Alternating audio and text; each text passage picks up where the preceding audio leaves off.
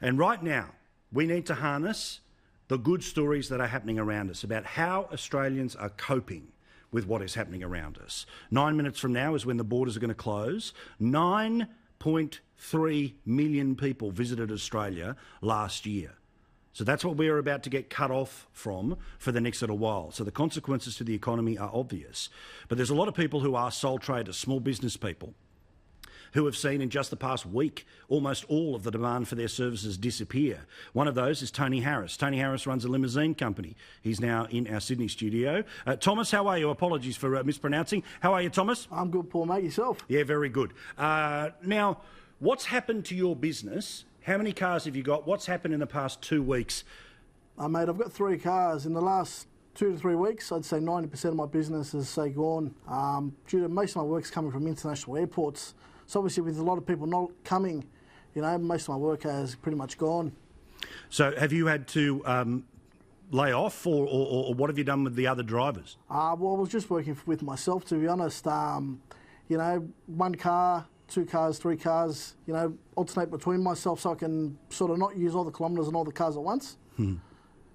Now let's talk about your idea, because you've decided you're not just going to sit at home and sook. No, you're going to do something pretty special for the next little while. You've got these cars, you've got your ability to drive. That's correct. So tell Australia what your plan is for the next couple of weeks. My plan is to take the elderly to and from the shopping centre free of charge, help unload, and hopefully more people will sort of follow suit to do same thing what I'm doing. Offer some support in this, term of crisis that's happening at the moment.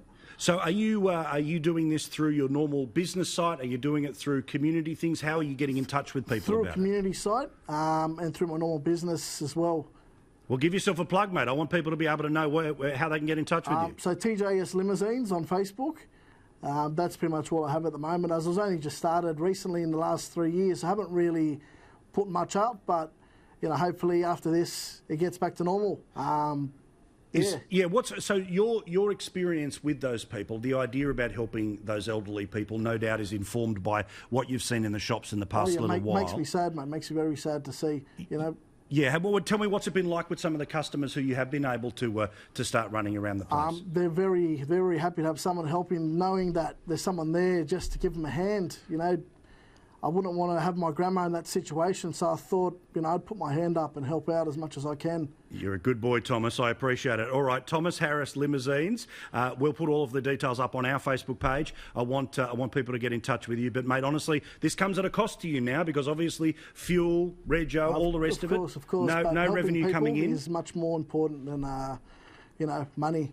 Bloody oath, mate. All the best to you, mate. Now, by the way, is there an older person in your family you want to give a shout out to, or anyone who you're, particularly worried about in the next little while? My grandma, but I'm thinking I'll be able to help her as much as I can. So I think we shouldn't have any problems. She looks like she'll be a proud grandma. You'll be a good grandson. You were always her favourite. Good on you, mate. Thank you, Thomas. Have a good one. Thomas Harris is his name. Thomas Harris runs a limousine company, but he's now going to help people get in and out of the shops. I love this stuff. This is exactly where we need to be.